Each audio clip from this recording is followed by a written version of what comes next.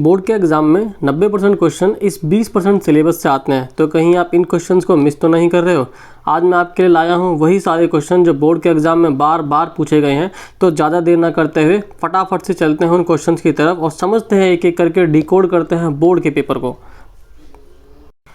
मैं हूं अभिषेक ठाकुर। वीडियो को ज़रा भी स्किप मत करना। इन चैप्टर वाइज क्वेश्चन को, इन चैप्टर वाइज टॉपिक को ध्यान से देखो, ध्यान से समझो, अपनी प्रिपरेशन का हिस्सा बनाओ और अपने नंबर 90+ सिक्योर करो। तो ज़्यादा देर न करते हैं, चलते अपने पहले चैप्टर की तरफ।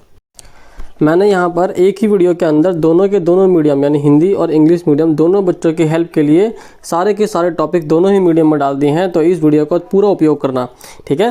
पहले टॉपिक से आपका आता है डेफिनेशन, कैरेक्टरिस्टिक और ऑब्जेक्टिव मैनेजमेंट। इससे रिलेटेड एक केस स्टडी जरूर बन के आती है, ठीक है।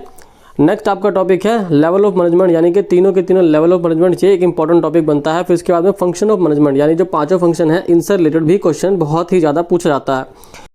सेकंड चैप्टर में इन दोनों टॉपिक से एक केस स्टडी तो पक्का है। फिर हो सकता है कि इस टॉपिक से जो 14 प्रिंसिपल हैं इसके, हो सकता है इनमें से किसी एक, जैसे division of work. Division of work के बारे में आपसे पूछने के बाद वो आपको क्या बोल दे, आपको बोल दे कि बताओ इसके फ़ायदे क्या हैं, नुकसान क्या है, ये किस तरह से अप्लाई किया जाता है।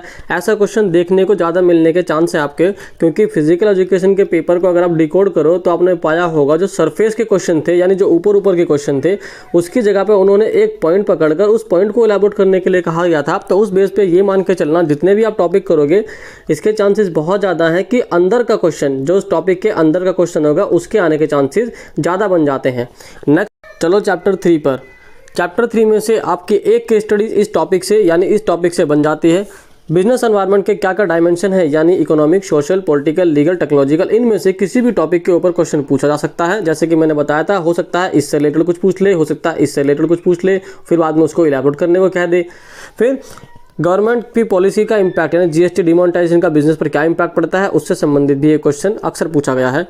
नेक्स्ट चैप्टर 4 प्लानिंग से आपके कंसेप्ट, इंपॉर्टेंस और लिमिटेशन प्लानिंग की ये इंपॉर्टेंट टॉपिक है आपके लिए। टाइप ऑफ प्लान से रिलेटेड एक केस स्टडी आ सकती है। ऑब्जेक्टिव क्या होते हैं, strategy, policy, procedure, rule, budget, ये भी इंपॉर्टेंट टॉपिक है इस चैप्टर से। चैप्टर 5 ऑर्गेनाइजिंग से कंसेप्ट और इंपॉर्टेंस ऑफ ऑर्गेनाइजिंग, ये जरूरी टॉपिक है, इन दोनों को ध्यान से पढ़ लेना।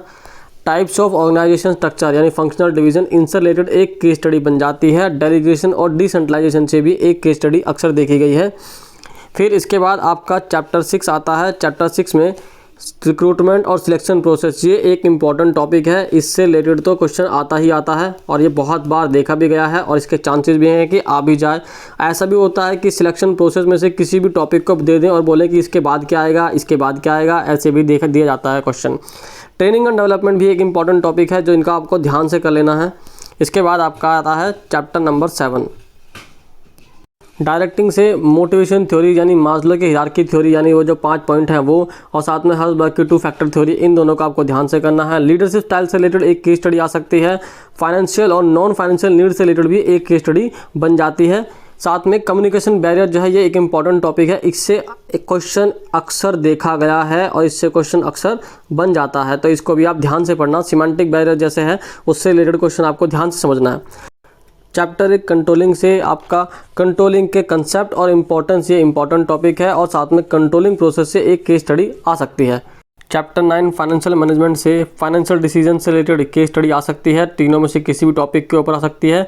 कैपिटल स्ट्रक्चर और उसको कौन से फैक्टर्स अफेक्ट करते हैं, यानी कि डेब्ट, इक्विटी, कॉस्ट, रिस्क, इनसे रिलेटेड भी एक क्वेश्चन आ सकता है। वर्किंग कैपिटल कितनी कम, लो है या हाई चाहिए रिक्वायरमेंट, इसके रिलेटेड भी एक क्वेश्चन अक्सर बनता हुआ देखा हमने। चैप्टर 10 फाइनेंशियल मार्केट से, इन दोनों टॉपिक से, यानी फंक्शन ऑफ स्टॉक एक्सचेंज और रोल ऑफ सीबी से एक केस स्टडी पक्का आ जाती है। मनी मार्केट, यानी कि टी बिल, कमर्शियल बिल या सर्टिफिकेट ऑफ डिपॉजिट, इनसे रिलेटेड कोई ये क्वेश्चन पूछ सकता है आपसे। साथ साथ में सेबी किस तरह से कंपनी पर निगरानी रखता है, कौन से स्ट्रक्चर अगर फ्रॉडलेंट पाया गया तो क्या कर सकती है, क्या नहीं कर सकती है, इससे रिलेटेड भी एक टॉपिक और एक क्वेश्चन आपका बन जाता है। चैप्टर नंबर 11 मार्केटिंग मैनेजमेंट से कंसेप्ट और फंक्शन ऑफ मार्केटिंग, ये दोनों टॉपिक इंपॉर्टेंट भी है। साथ में फंक्शंस ऑफ मार्केटिंग से रिलेटेड एक केस स्टडी भी आ जाती है। मार्केटिंग मिक्स क्या होता है, 4 P's क्या होते हैं, इनसे रिलेटेड कोई भी क्वेश्चन पूछ सकता है। जैसे मैंने पहले भी कहा था कि जैसे प्राइस का पूछ ले, प्राइस को कौन से फैक्टर अफेक्ट करते हैं, या फिर प्लेस से क्या क्या फर्क पड़ता है, कौन से फैक्टर्स हैं, इनमें से किसी टॉपिक के ऊपर भी पूछा जा सकता है। सिमिलरली ब्रांडिंग, पैकेजिंग, लेबलिंग, यानी कि लेबलिंग से क्या होगा, क्या फ़ायदा है, क्या नुकसान है, इन सब चीज़ों बताएं। ब्रांडिंग का भी पूछ सकता है आपसे इसी तरह से। तो ये सारे इंपॉर्टेंट टॉपिक है जिन पर आपको ध्यान देना है। अगर आपको किसी टॉपिक में कोई भी डाउट है तो आप कमेंट सेक्शन में आप पूछ सकते हैं कि सर आप हमें ये बता दीजिए, एक सवाल है हमारा, तो आपको उस सवाल का जवाब मिल जाएगा। तो अगला टॉपिक पे चलते हैं। चैप्टर 12 कंज्यूमर प्रोटेक्शन से आपके इम्पोर्टेंस क्या है कंज्यूमर प्रोटेक्शन की, ये अच्छा टॉपिक है।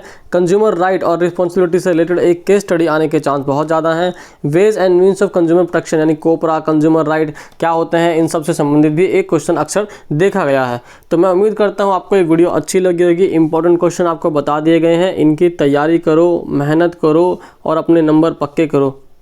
मैंने आपको कहा था मैं चैप्टर वाइज PYQ के क्वेश्चन भी लेके आऊँगा, तो मैं आपको नेक्स्ट वीडियो उसी के लिए बनाऊँगा जिसमें PYQ के आपके सारे क्वेश्चन मैं कवर कर दूंगा कि पिछले 5 साल के अंदर किस किस तरह के क्वेश्चन आए हैं। फिर उससे एक नेक्स्ट वीडियो हम बनाएंगे जिसमें हम केस स्टडी को पहचानना सीखेंगे कि किस तरह के क्वेश्चन आएंगे और कैसे हम पहचान सकते हैं कि केस स्टडी किस तरह से किस चैप्टर से बिलोंग करती है। ये हमारे नेक्स्ट टॉपिक का हिस्सा है। अब आप कमेंट सेक्शन में जाओ और जाकर मुझे ये बताओ कि क्या आपको माइंड मैप चाहिए। आपको अगर माइंड मैप चाहिए हो या नोट चाहिए हो तो आप मुझे कमेंट सेक्शन में बताएं ताकि मैं आपको वो चीज़ें प्रोवाइड कर सकूं। इसी के साथ best of luck and happy studying.